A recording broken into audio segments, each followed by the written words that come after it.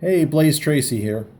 For my first YouTube video, I want to talk about my experiences with ammunition in the Uberti reproduction of the Richards-Mason cartridge conversion of the Colt 1851 Navy.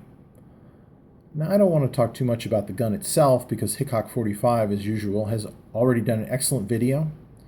I'll put a link to it in the comments section.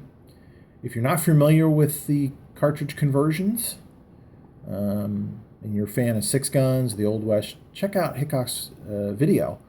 These guns fill an interesting area in between the cap and ball and the cartridge era. And again, Hickok's video is excellent as always, so check it out. I want to move on to my experiences personally with the ammunition.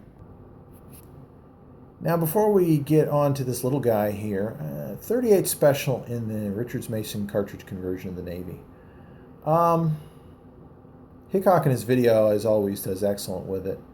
Me, it was less than excellent. The only thing I could find in lead locally that on a reliable basis was 158 grain American Eagle.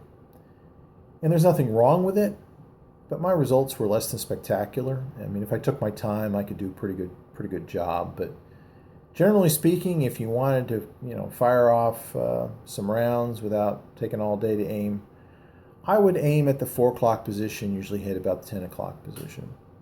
Now, Navies have a tendency, they say, to shoot high, but high into the left that much was a little much.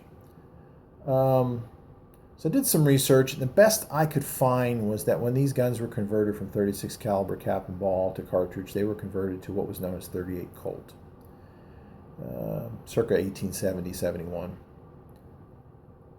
Well, I found that Remington does make 38, what is now 38 short Colt, because the 38 obviously has gotten longer. For example, here's a 38 special round. So I ordered 2 boxes of this from Midway. It was kind of pricey. It was about $34 a box, but I figured it was worth it just for a try. So I took it out to the range. Let's check out the results.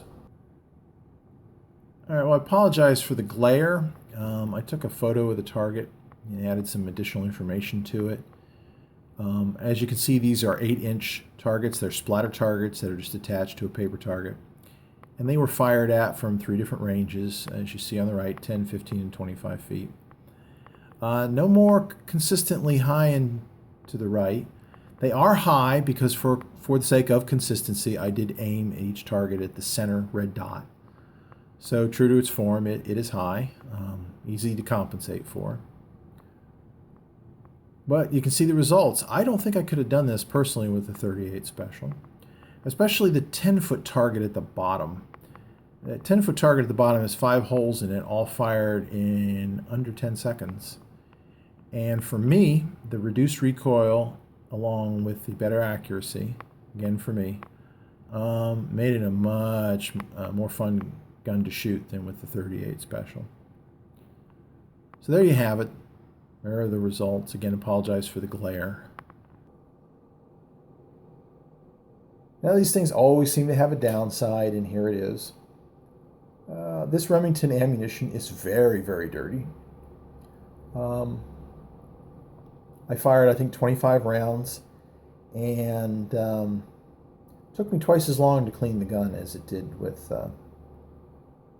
would have done with 50 or more the American Eagle 38 Special. So it is a very dirty little guy. And let me give you a little sense of proportion here.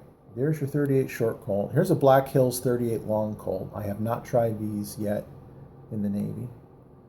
And here's a Black Hills 38 Special. I've also not tried these in the Navy. But anyway, I kind of like this little guy.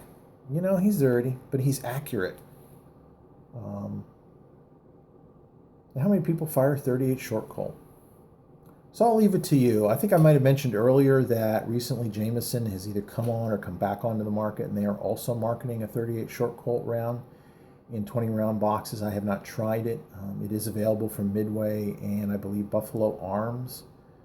So if anybody has any experience with that 38 short Colt from Jameson or another brand, please leave a comment down at the bottom. If you've got anything that you could add, please please add it to the comments. Please be civil. We all want to learn here. But I thought I'd do this video just because we don't hear a lot about the ammo. We hear a lot about the guns. We see a lot of video on the guns. Not an awful lot of discussion on the ammo. And just to know that this is available.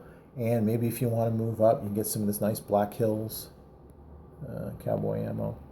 You know, I want a little bit bigger round. But so there you have it. So stay safe and let me know what you think.